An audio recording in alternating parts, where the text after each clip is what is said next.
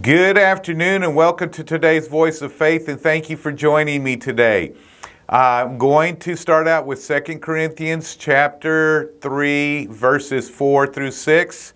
It says, "And we have such trust through Christ toward God, not that we are sufficient of ourselves to think anything of as being of ourselves, but our sufficiency is from God, who also made us sufficient as ministers of the new covenant."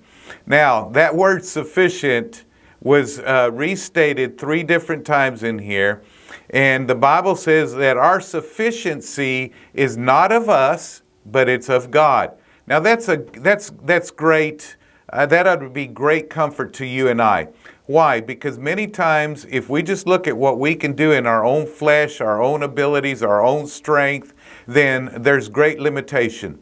But if we start operating by His sufficiency, God has no insufficient funds, He has no insufficient power, He has no insufficient strength, He has no insufficient anything.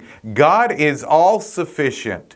And so when we begin to lean on God, rely on God, draw from God's power, draw from God's strength, then miracles, signs, and wonders begin to take place through our life. Why? Because He is without limitation. We are limited in ourselves, but with Him, there is no limits. And so let's have faith without limits. Let's believe God for great things, big things. I believe that God's doing many things, healing, delivering, doing marvelous things, no doubt saving tons and tons of people. We want to reach the multitudes, but we also want to see this funded. We want to see God's kingdom resourced.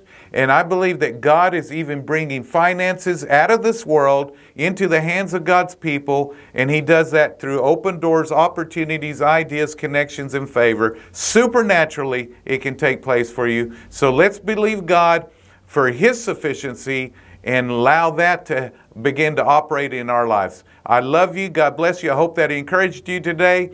And don't forget, if you work the Word will work.